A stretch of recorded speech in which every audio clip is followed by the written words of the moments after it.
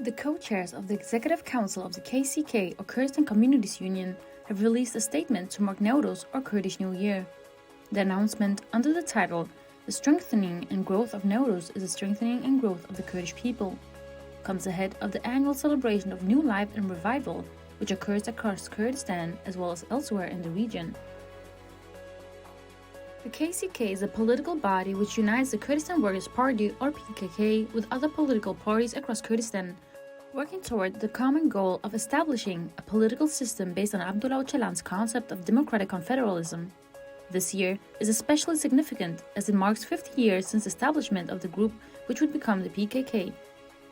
In the statement, the Executive Council said, Öcalan and the PKK have seen the strengthening of Newroz as a strengthening of the Kurdish people from the very beginning. Newroz is the identity of the Kurdish people. We have been celebrating Newroz for the past 50 years and have become the leading figures of the 20th century in liberating and bringing democracy to the peoples of the Middle East. The statement also drew attention to the situation of Mr. Öcalan, who has been in prison for 22 years on the prison island of Imrali in conditions amounting to torture and condemned by international human rights organizations. We see ourselves as in debt to Öcalan, and now is the time to pay this debt by freeing him, the statement said. A global campaign to free the Mandela of the Middle East is underway under the slogan, "Now is the time for freedom." Additionally, the KCK drew attention to the efforts to implement Mr. Öcalan's political program in the region, in particular his focus on the emancipation and self-organization of women. They said, Newroz, which is based on women's freedom, is a day of democratization for the Kurds. Kurdish women have taken the lead in creating a new reality for Kurdish people, and women will be at the forefront of the struggle for freedom and democracy during Newroz 2022. The KCK concluded by encouraging Kurds across the world to participate in the celebration of the annual festival as a demonstration of Kurdish identity and self-determination.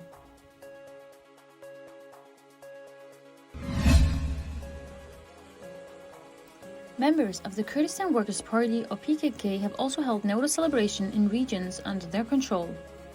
The celebration in the Heftanin region of Iraq, which has recently been facing an assault on the PKK by the Turkish armed forces, saw the traditional Newroz flame being lit in a demonstration of the PKK's continued control over the region. سردمی کاوا مازم دوغان در دست بیکر و روزا ما ایرو هانها برخودانین ایکو به صدان حوالین شیطا حیا روزا ما ایرو بلند بی ام دخوازم ببیروحی جاره که دن گش بکن.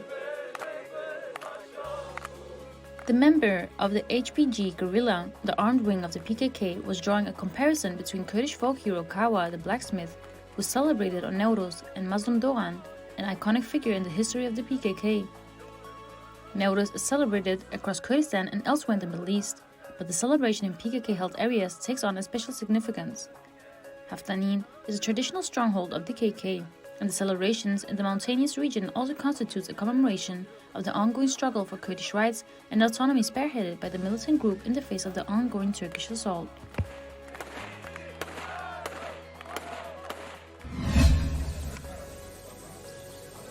Newroz, or Kurdish New Year, is being celebrated in North and East Syria's largest city of Raqqa. At a celebration in the city's central square, the co-chairs of the Executive Council of the Autonomous Administration of North East Syria read a statement of congratulations to all Syrian to Kurdish people across the globe.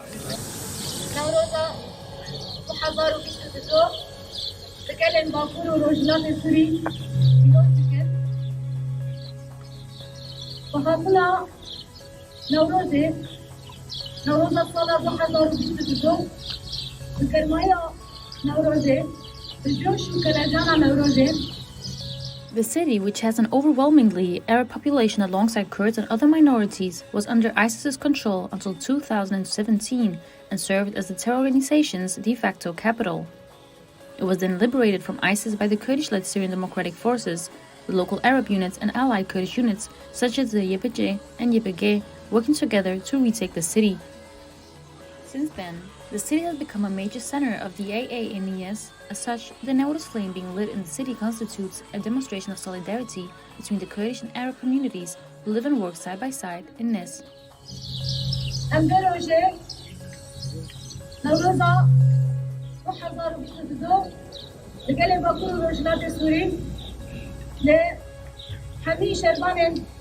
بارزان مروباهية بطيبات المضبط الشهيدة تعاني وقت لجنة آزاد أم فيروز بكم. Following the statement, the traditional Newroz fire was lit and participants danced the traditional Kurdish Goven dance.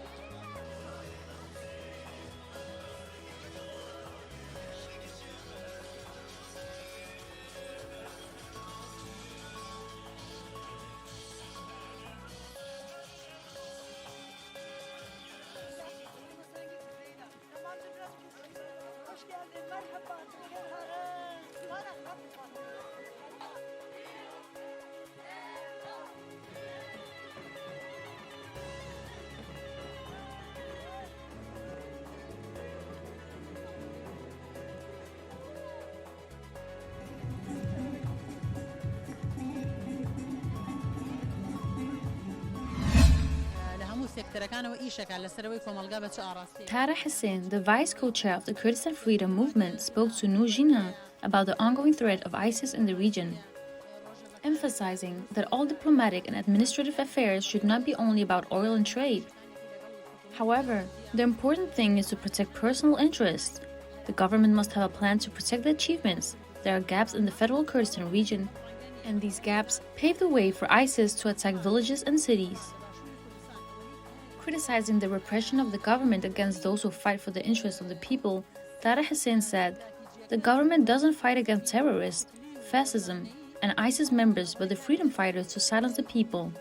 Authorities arrest the fighters. They do nothing against ISIS members. Yesterday, ISIS attacked Shingal, today it attacks Rojava, and tomorrow it will attack Suleimania and Erbil. They shouldn't expect anything from the government. As we experienced before, the government couldn't protect the people. It couldn't protect Kirkuk, Shingal, and Mahmud. It cannot protect Erbil, Suleimania, and Duhok. For the reason, the opposition forces must have a project and must be truly sincere. People should organize themselves. Especially women should organize themselves.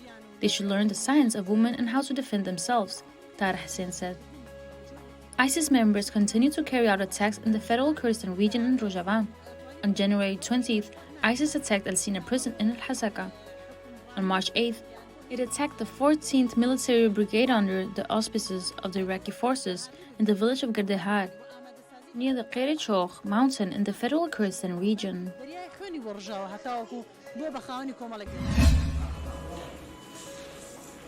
A mine has exploded in Shehba, the exclave of North and East Syria populated by IDPs who fled Turkey's 2018 invasion of the Afrin region, injuring 3. 2 children were among the victims, aged 5 and 11, while the 35-year-old father was also hurt in the explosion. The wounded family members were taken to Afrin Hospital following the explosion in the Etaz district on 17th of March. Shehba continues to face shelling and other violations conducted on a daily basis by the Turkish armed forces, and there is a large amount of unexploded ordnance in the pocket following years of fighting. The district is home to many of up to the 300,000 Kurds who fled Afrin in 2018, as Turkey conducted a policy of forcible demographic change against the Kurdish population.